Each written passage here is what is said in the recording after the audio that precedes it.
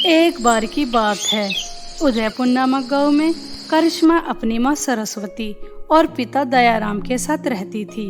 वह लोग गरीब थे।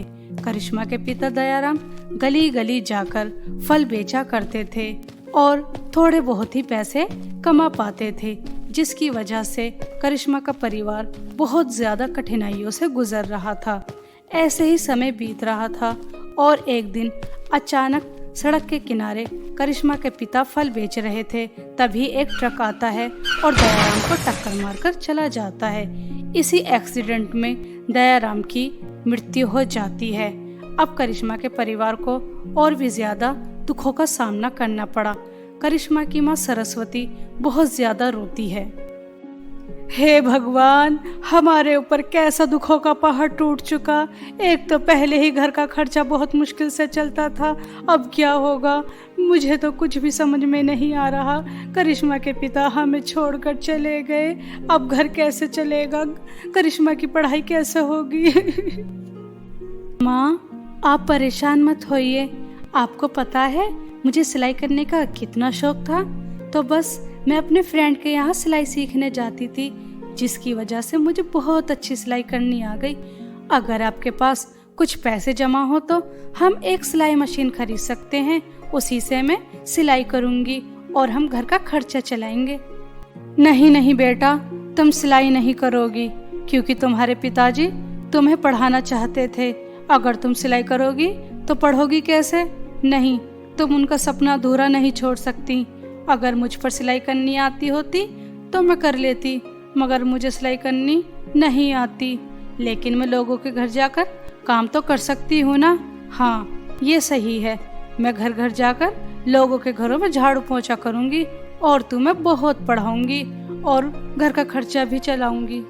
नहीं माँ, आप ऐसा कुछ भी नहीं करेंगी। मैं पढ़ाई भी करूँगी और सिलाई भी करूँगी। मेरे सिलाई करने से पढ़ाई में कोई भी अड़चन नहीं आएगी। आप परेशान मत होइए, मैं पिताजी का सपना टूटने नहीं दूंगी। ऐसा कहकर करिश्मा अपनी माँ को मना लेती है और सरस्वती भी करिश्मा की बात मान लेती है और उसे एक सिलाई मशीन दिला देती है। करिश्मा दिल लगाकर सिलाई करती है और पढ़ाई भी करती है।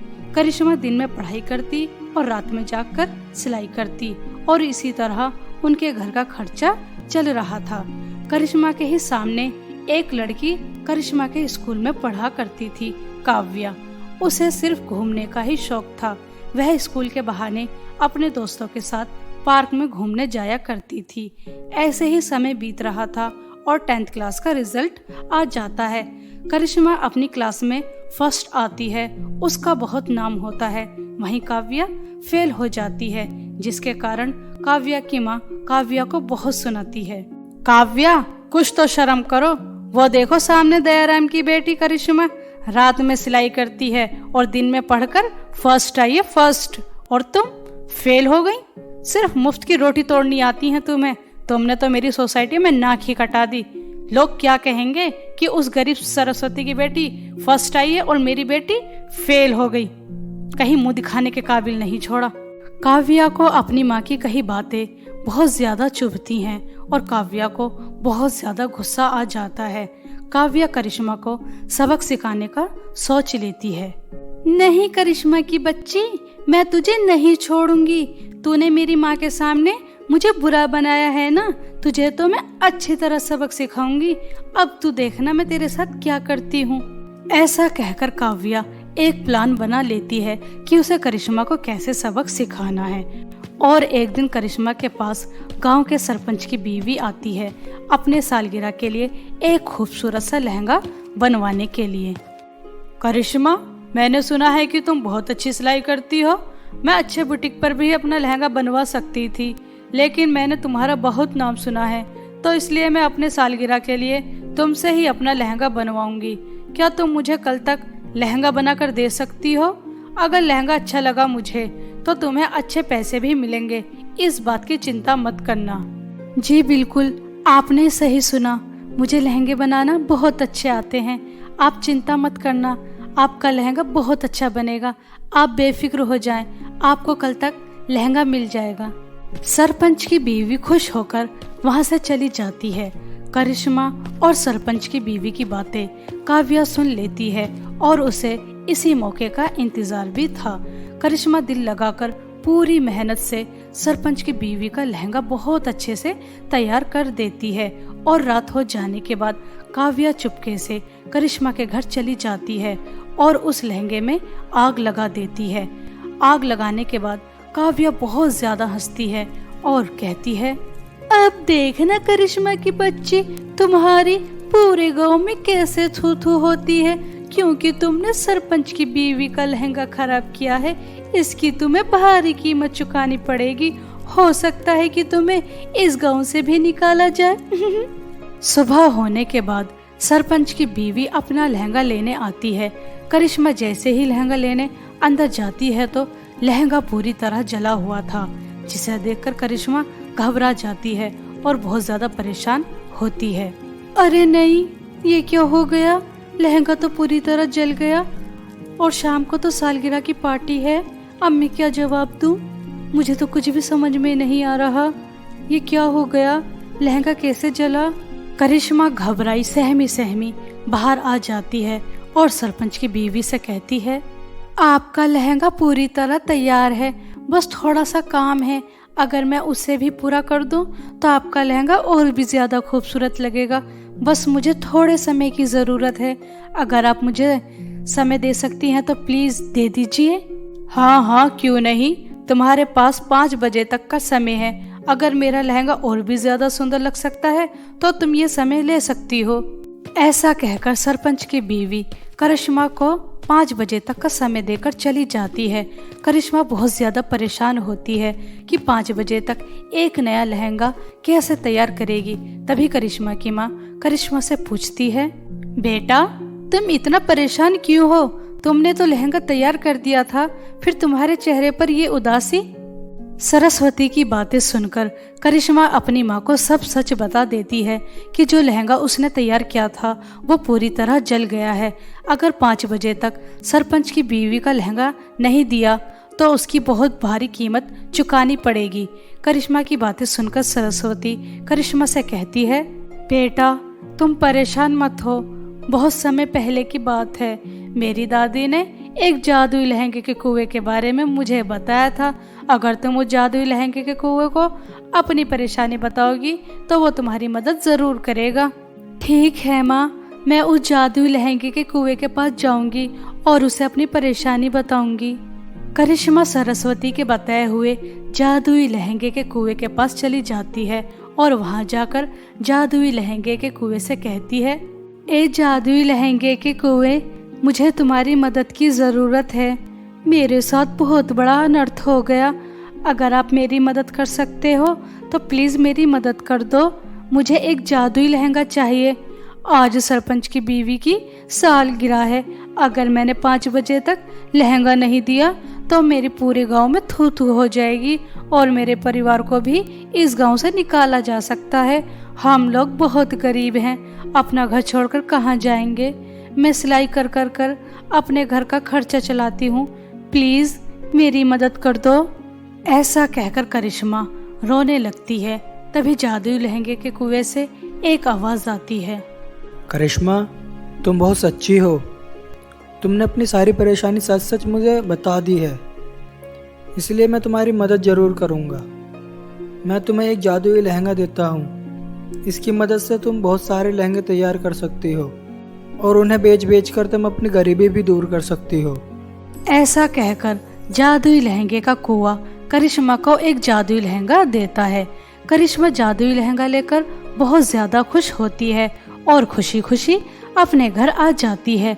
करिश्मा उस जादुई लहंगे की मदद से बहुत सारे लहंगे तैयार करती है और समय रहते एक लहंगा सरपंच की बीवी को भी दे देती है। लहंगा बहुत ही ज्यादा खूबसूरत होता है, जिसे देखकर सरपंच की बीवी बहुत ज्यादा खुश होती है और उसे बहुत बड़ा इनाम भी देती है। यह सब देखकर काव्या बहुत ज्यादा गुस्सा करती है। जैसा काव्या करना चाहती थी वैसा कुछ भी नहीं होता। काव्या ये पता लगाने के लिए करिश्मा ने इतनी जल्दी लहंगा कैसे तैयार कर दिया उसके घर जाती है। करिश्मा और उसकी माँ की बातें सुन लेती है। करिश्मा अपनी माँ से कह रही होती है, माँ आज जादुई लहंगे के कुएं की मदद से मैंने सरपंच की बीवी का लहंगा बनाकर दे दिया। अगर लहंगा समय पर नहीं जाता तो बहुत बड़ा अनर्थ हो सकता था। आपका बहुत बहुत धन्यवाद, आपने जादुई लहंगे के कुएं के बारे में मुझे बताया। करिश्मा की बातें सुनकर काव्या को पता चल जाता है कि गांव के बाहर एक जादुई लहंगे का कुआं है। काव्या भी जादुई लहंगे के कुएं के पास जाती है और वहां जाकर ड्रामा करती है। जादुई लहंगे के कुएं, मुझे एक जादुई लहंगा चाहिए, मेरी शादी है। अगर मुझे लहंगा नहीं मिला तो मेरी शादी नहीं हो पाएगी, मुझे भी एक जादुई लहंगा दे दो। काव्या की बातें सुनकर जादुई लहंगे के कुएं को पता चल जाता है कि ये लड़की ड्रामा कर रही है, मुझसे झूठ बोल रही है, इसके साथ कुछ भी ऐसा नहीं हुआ। जादुई लहंगे के कुएं से तभी एक आवाज आती है, ठीक है, मैं तुम्हारी मदद जरूर करूँगा, लेकिन तुम्हें पहले कुएं के अंदर कूदना होगा। काव्या को लगता है कि करिश्मा को भी इसी तरह से जादुई लहंगा मिला होगा और वह बिना सोचे समझे उस कुएं में छलांग लगा देती है और कभी उस कुएं से बाहर नहीं निकल पाती। वहीं उसकी मृत्यु हो जाती है। वहीं दूसरी तरफ जादुई लहंगे की मदद से करिश्मा बहुत सारे लहंगे तैयार करती है और उन्हें बाजार में बेचकर बहुत अमीर हो जाती है और बहुत खुशी खुशी अपना जीवन बिताती है और कभी अपनी पढ़ाई नहीं छोड़ती। बहुत समय पहले की बात है। सोनापुर नामक गांव में आरती अपने पति सुमित के साथ रहा करती थी। दोनों की शादी को 4 साल हो चुके थे, लेकिन उनकी कोई संतान नहीं थी। इसलिए आरती बहुत ज्यादा उदास रहा करती थी। वह बहुत पूजा भी करती थी, मंदिरों में भी जाया करती थी। भगवान से बस यही प्रार्थना करती रहती कि जल्द से जल्द उसके घर में भी बच्चे की किलकारी सुनाई दे। ऐसे ही एक दिन आरती सब्जी लेकर अपने घर आ रही थी कि तभी उसे किसी बच्चे की रोने की आवाज सुनाई देती है। आरती डस्टबिन के पास जाकर देखती है तो एक मासूम बच्ची रो रही थी। आरती उसे अपनी गोद में उठा लेती है और उसे देखकर कहती है, अरे देखो तो, पता नहीं किसने इस मासूम बच्ची को यहाँ डस्टबिन के पास छोड़ दिया। वह भी कितना बदनसीब है।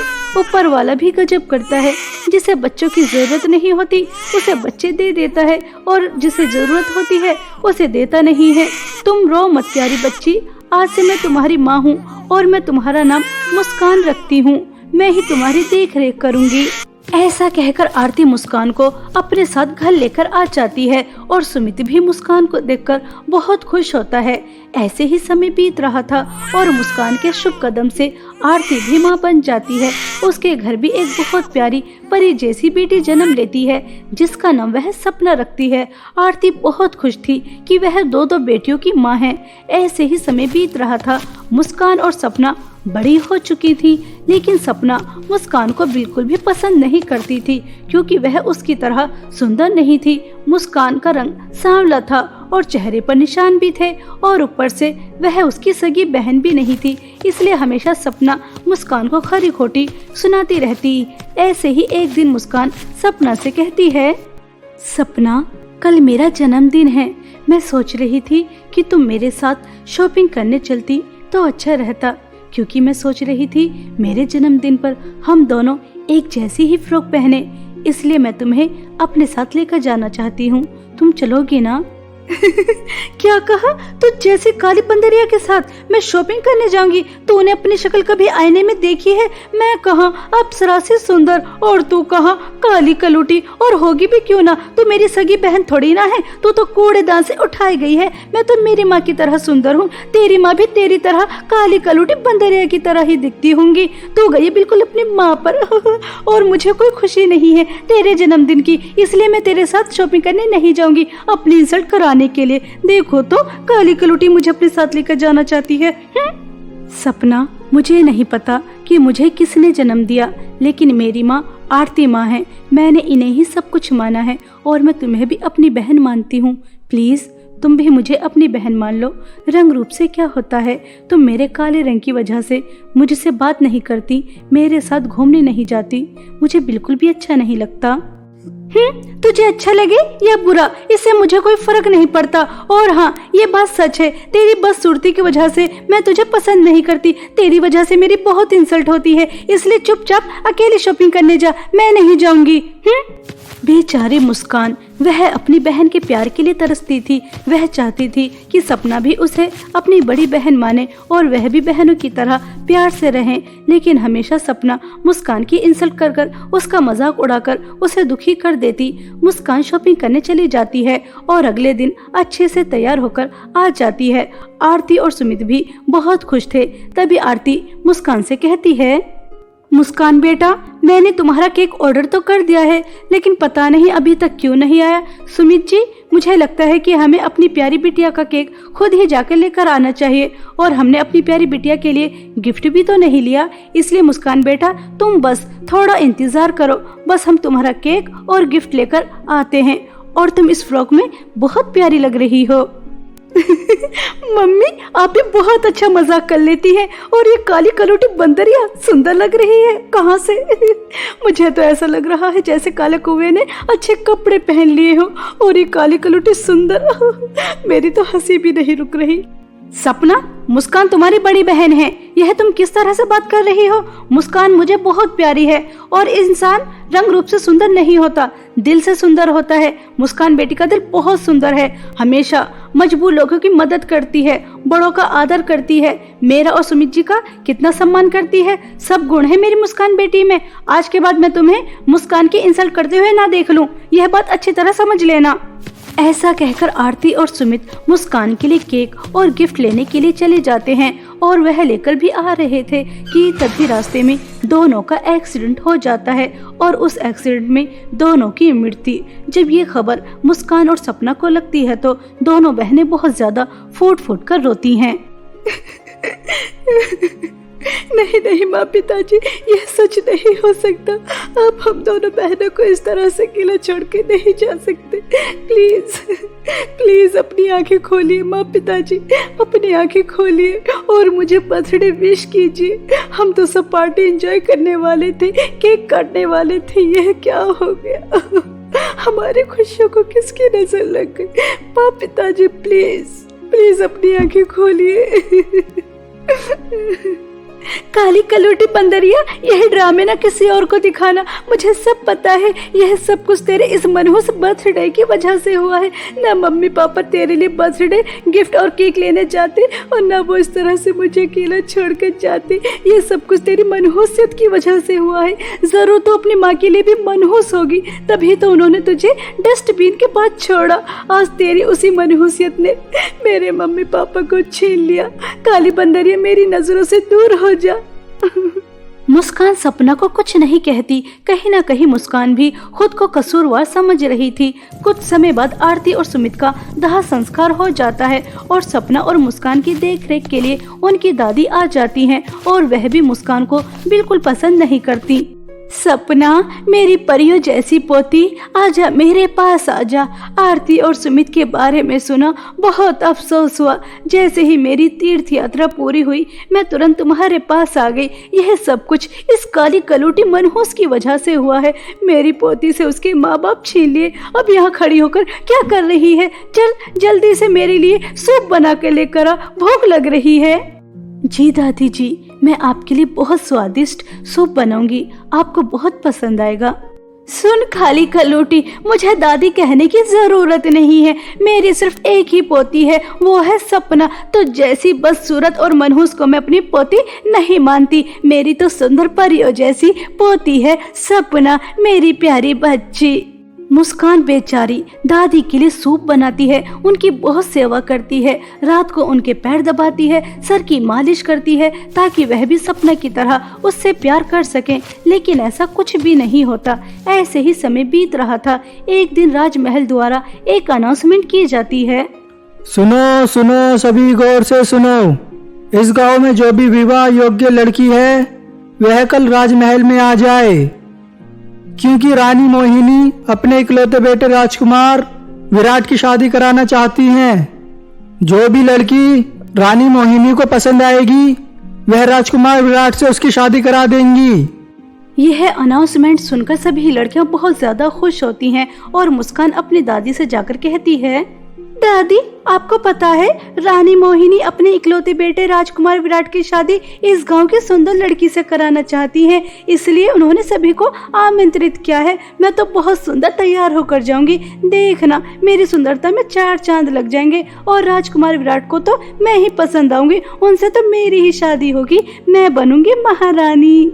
हाँ हाँ क्यों नहीं मेरी प्यारी पोती, तुम हो ही इतनी सुंदर, तुम्हारी ही शादी होगी राजकुमार विराट से और मैं तुम्हें बहुत सुंदर फ्रॉक, मेकअप, सैंडल यह सब दिलाऊंगी ताकि तुम और भी ज्यादा सुंदर लगो। दादी मेरे सभी कपड़े बहुत पुराने हो चुके हैं और मेरे पास तो मेकअप का भी सामान नहीं है, तो आप मुझे भी मेकअप कपड़े दिला देना क्योंकि राजमहल में सभी लड़कियों को बुलाया गया है। वहाँ पर सुंदर लड़कियों को बुलाया गया है तो जैसे बदसूरत काली कलूटी बंदरिया को नहीं, तुझे वहाँ ले जाकर मैं अपनी इंसल्ट नहीं कराना चाहती, चुपचाप घर में रहना। सभी लड़कियों को बुलाया गया है लेकिन वह सुंदर होनी चाहिए, तो जैसी काली कलूटी को नहीं।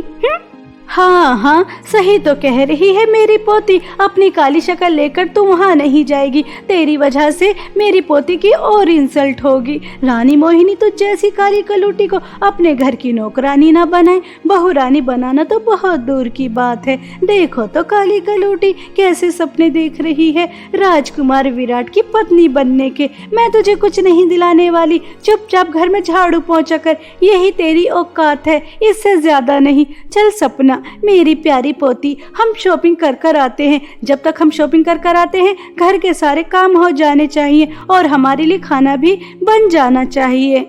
बेचारी मुस्कान आंखों में आंसू लेकर चुप हो जाती है और काम करने में जुट जाती है। सारे काम करने के बाद वह खाना बनाती है और दोनों दादी पोती शॉपिंग कर कर आ जाती हैं और खाना खाकर सो जाती हैं। सुबह होने के बाद मुस्कान अच्छे से तैयार होकर दादी के साथ राजमहल जाने के लिए निकल जाती है। मुस्कान भी टकाटक दोनों को देखती रहती है और बहुत रो रही थी। उनके जाने के बाद मुस्कान अपनी माँ की तस्वीर देखकर कहती है, माँ एक आप ही तो थी जो मुझसे प्यार करती थी और अब भी मुझे छोड़कर चली गई। आपके सामने भी सब मेरे रंग रूप का बहुत मजाक उड़ाते थे, लेकिन आप मुझे हौसला देती थी, मुझे हिम्मत देती थी।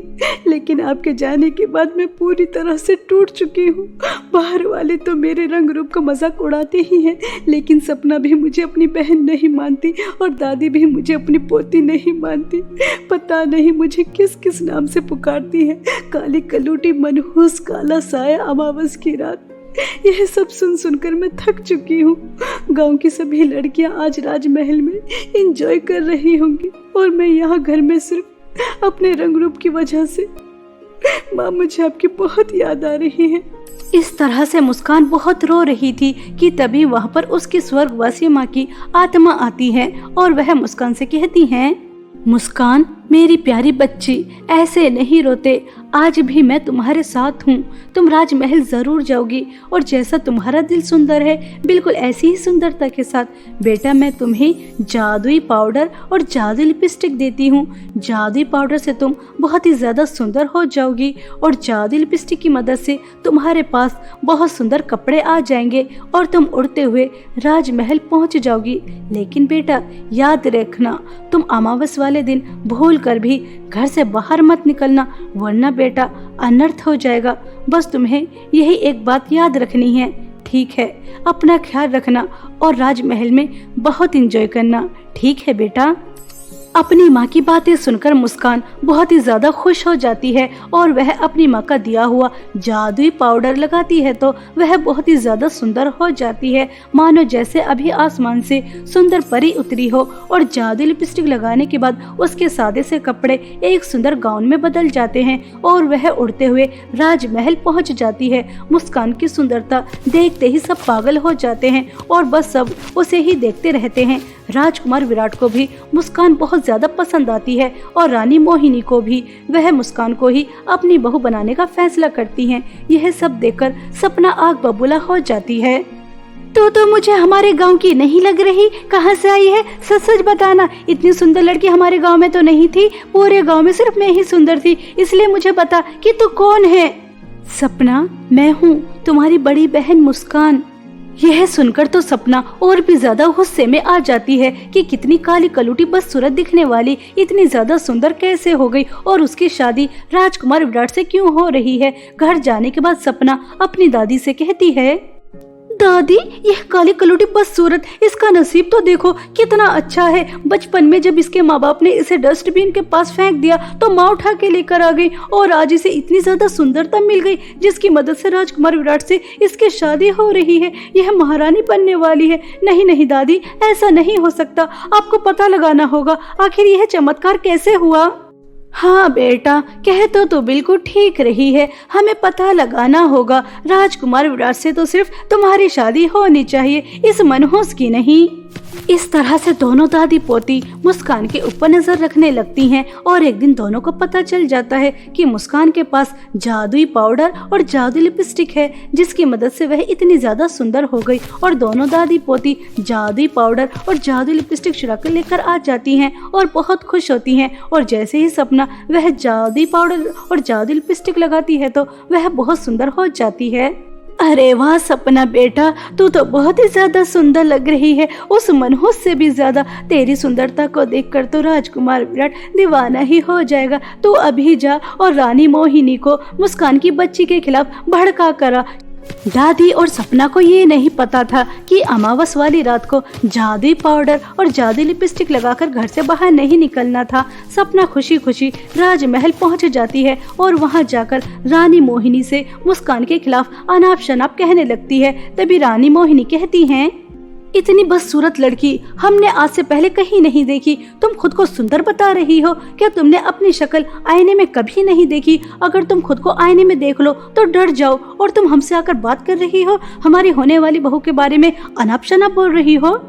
रानी मोहिनी की बातें सुनकर सपना छटपटा जाती है और जैसे ही वह आईना देखती है तो उसके पैरों तले जमीन खिसक जाती है क्योंकि सपना बहुत ही ज्यादा बदसूरत लग रही थी। वह पूरी तरह से गंजी और उसका रंग बिल्कुल काला, चेहरे पर निशान। यह देखकर सपना बहुत रोती है और कुछ दिन बाद मुस्कान की शादी राजकुमार विराट से हो जाती है। वह अपनी माँ के जादुई पाउडर और जादुई लिपस्टिक की मदद से एक हंसी खुशी जीवन बिताती है और सपना की जिंदगी में उसके लालच की वजह से अंधेरा ही अंधेरा छा जाता है।